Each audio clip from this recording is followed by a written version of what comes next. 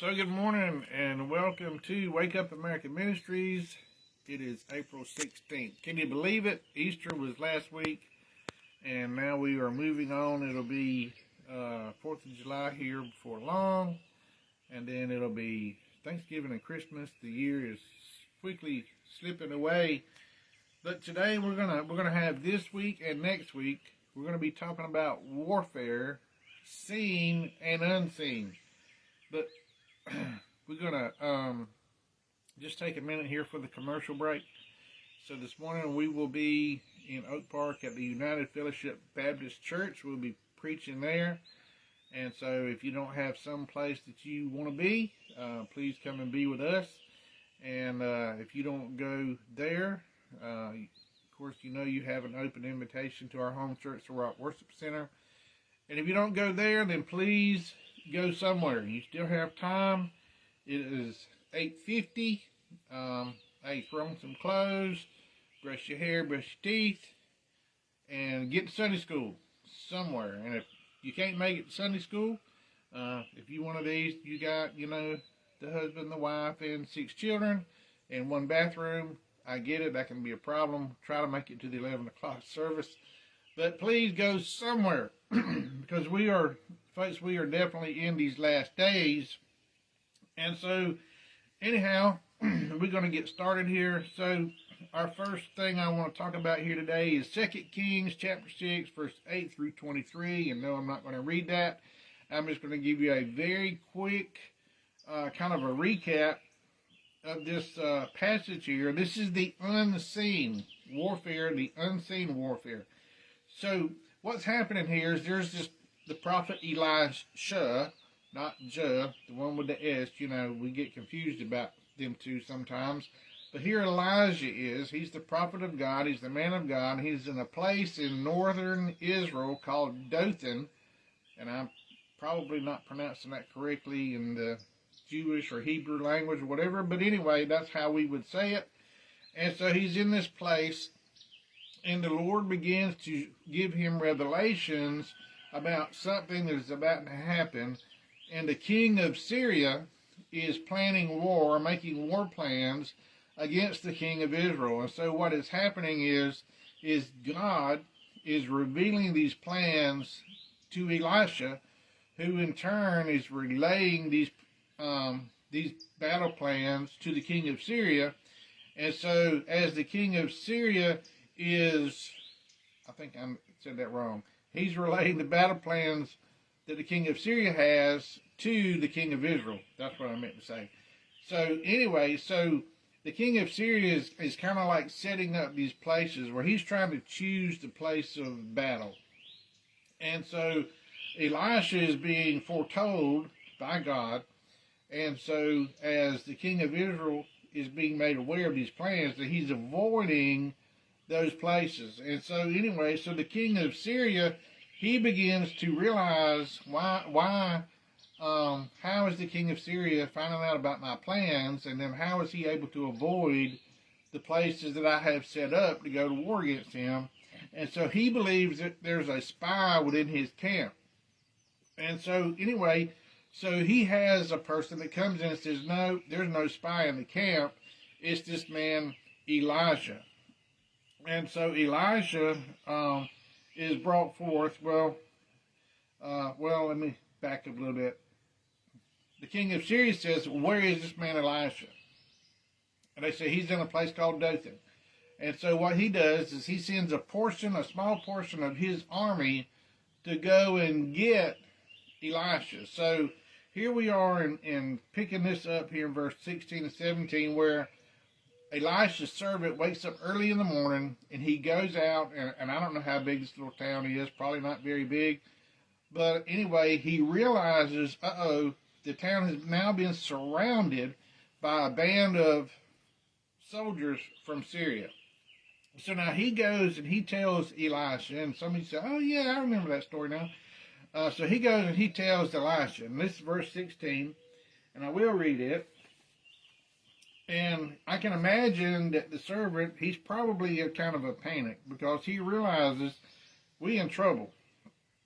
And so this is what Elisha's response was. He says, Fear not, for they that be with us are more than they that be with them. Now I want to stop right there for a second. So can you imagine, here Elijah is and the servant is, and Elisha, he kind of goes out maybe to the edge of town, and he looks and he says, uh-oh, yeah, there are camps around us. And Elijah makes this crazy statement, hey, to his servant, don't be afraid, because there's more people with us than there are with them.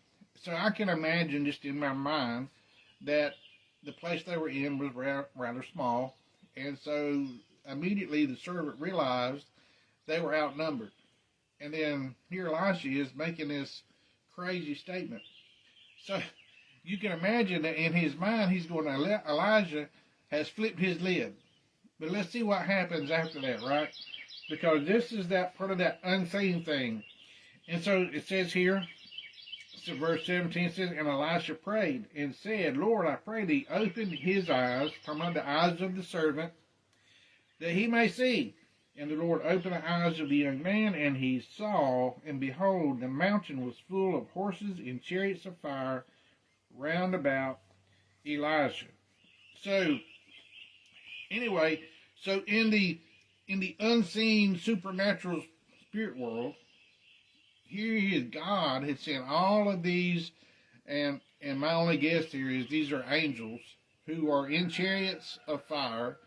And you remember the story of Elijah when he was taken up into heaven, that chariot of fire came down through the whirlwind and took him up to heaven.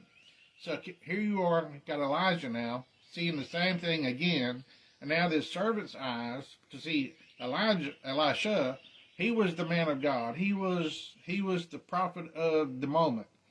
And so this servant now, he's able to see into the spirit world what Elisha is now seeing. Now I can imagine if we were able to do that today, to see into the spirit world, it'd probably wig us out.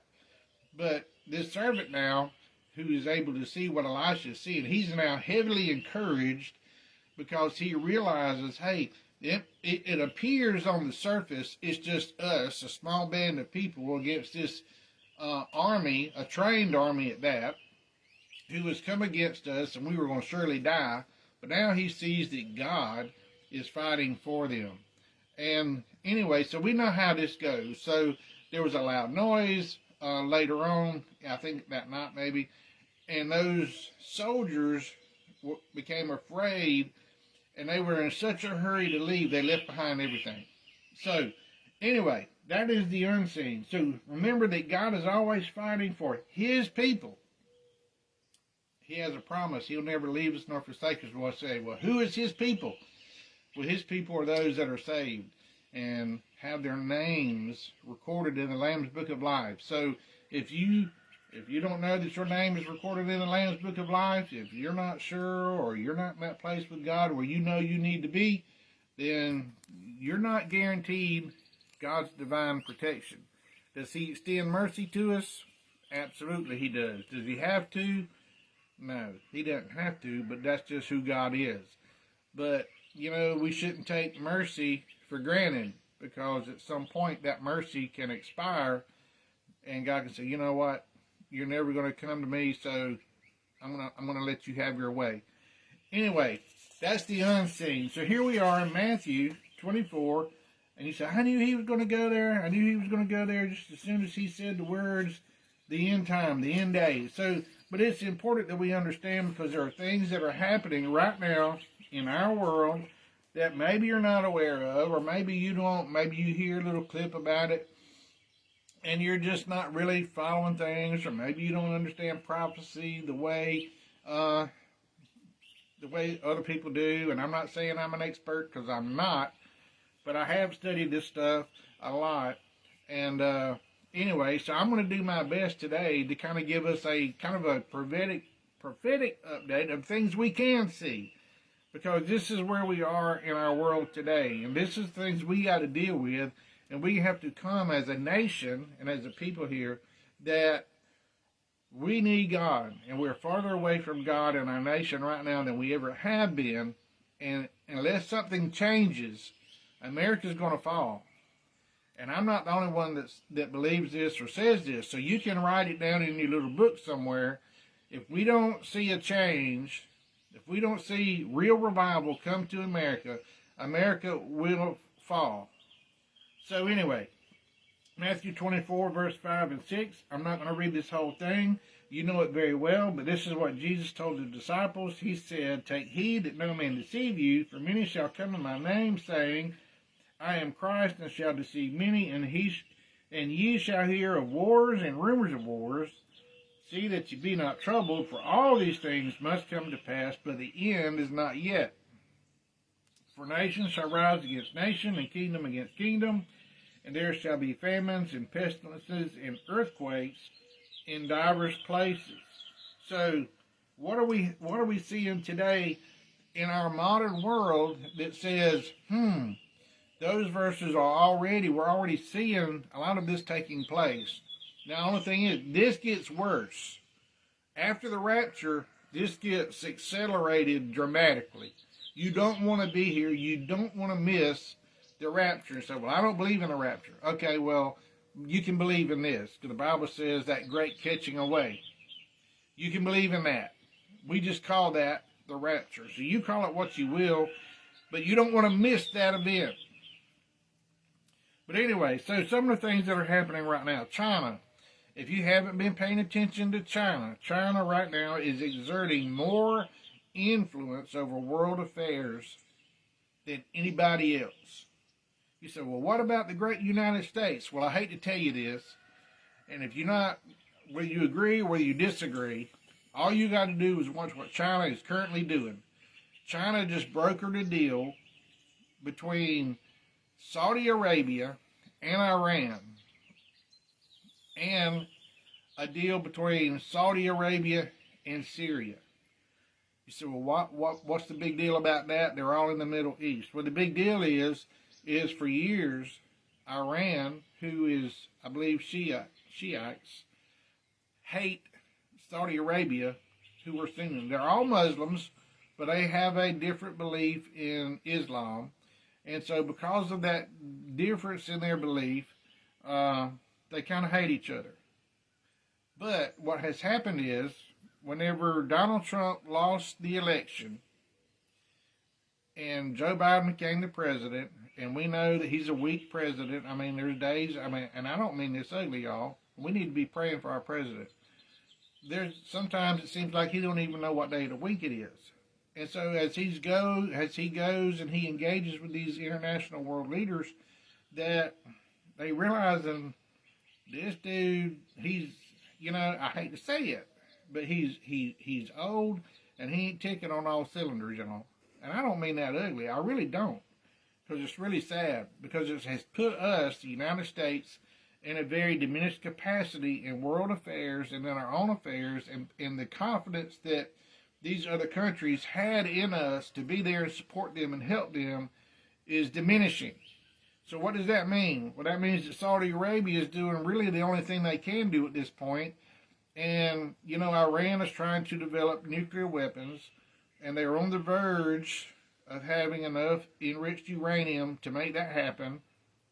And you've heard me talk about this before, but China's influence. So China just brokered this deal, and Xi Jinping is basically celebrating his victory of how he is now, Iran and Saudi Arabia are now communicating again, something that haven't happened in years.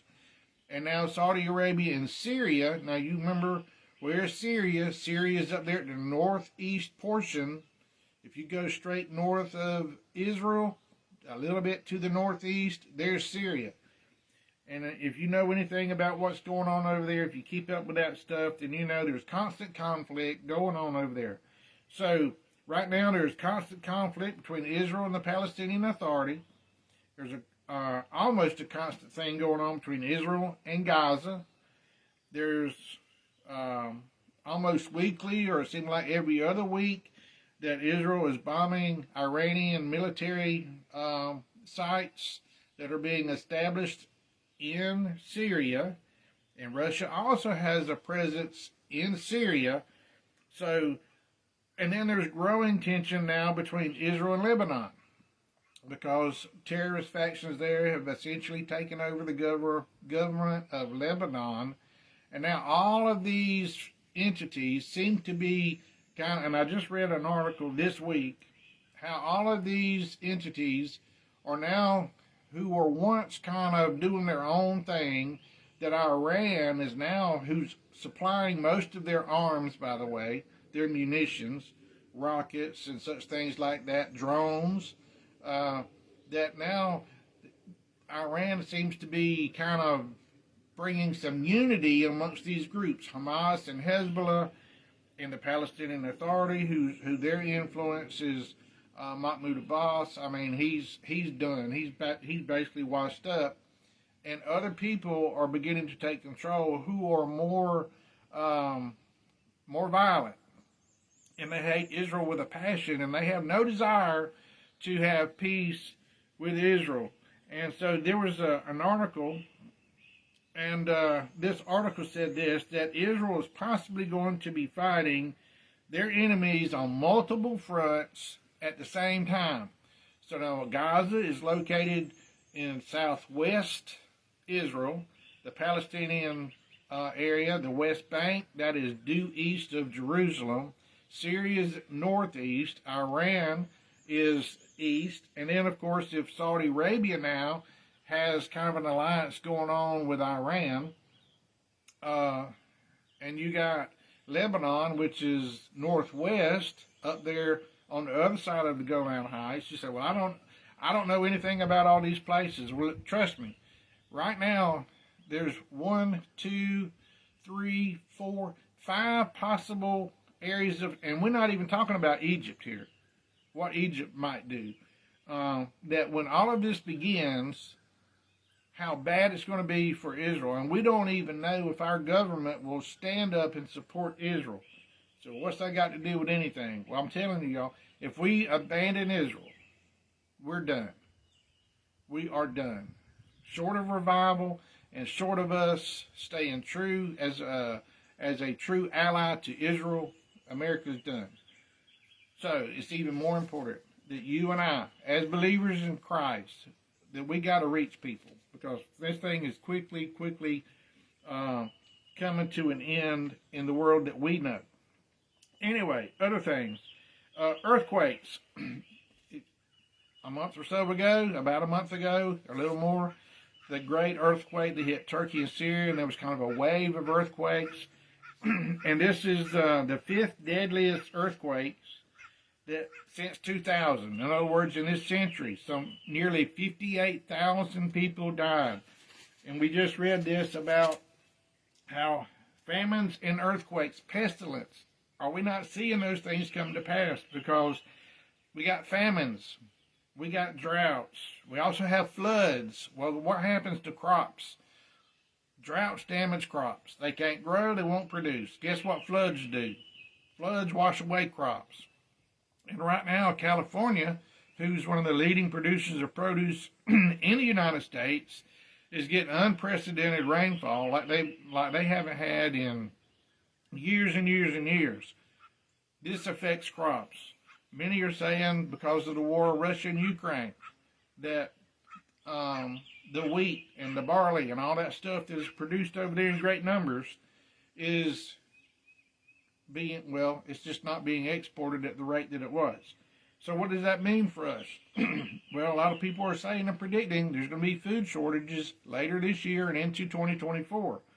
Okay, so it's coming. Pestilence, diseases, and such things like locusts. And if you Google the locust swarms, you can see that these swarms that were taking place last year were more massive than anything that had been seen in a long time. Google it, check it out.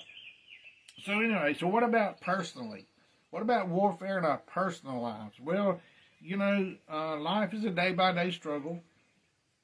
And it's a struggle sometimes to balance family and work and our spiritual lives. That's a constant thing that's going on. And yes, we have really good days, and sometimes we have not so good days. But you know what? We keep pushing on. We keep trying to keep it balanced.